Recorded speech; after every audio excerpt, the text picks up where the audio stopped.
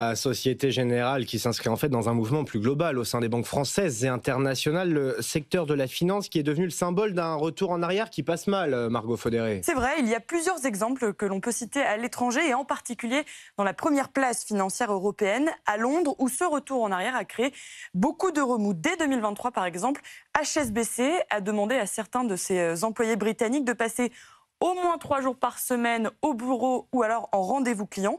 Et désormais, le non-respect de ces règles entraînera une réduction de la prime annuelle des employés. Ces sanctions, vous vous en doutez, ont donné lieu à beaucoup de débats dans le secteur de la finance. Chez Deutsche Bank aussi, toujours pour la partie britannique, l'imposition de 3 jours de présentiel par semaine au minimum a été très fortement critiquée en interne.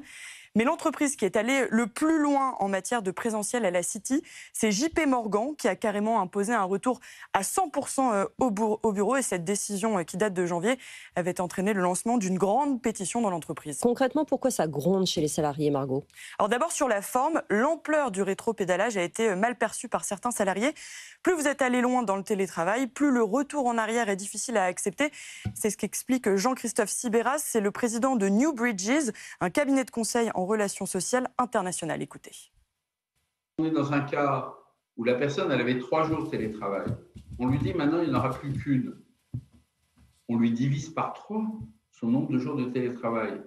Donc les gens réagissent. Et moi j'ai envie de dire, c'est assez logique. Ensuite, il y a une autre explication plutôt sur le fond cette fois-ci. En fait, depuis le Covid, le télétravail est vraiment considéré comme un acquis social pour beaucoup de salariés, en particulier chez les cadres. Ils sont plus de la moitié à estimer que ce n'est plus une option et même complètement un critère de choix au moment de candidater dans une entreprise. Et donc pour les cadres qui sont plus nombreux dans les grandes entreprises comme dans le secteur de la finance, le retour en arrière fait particulièrement grincer des dents.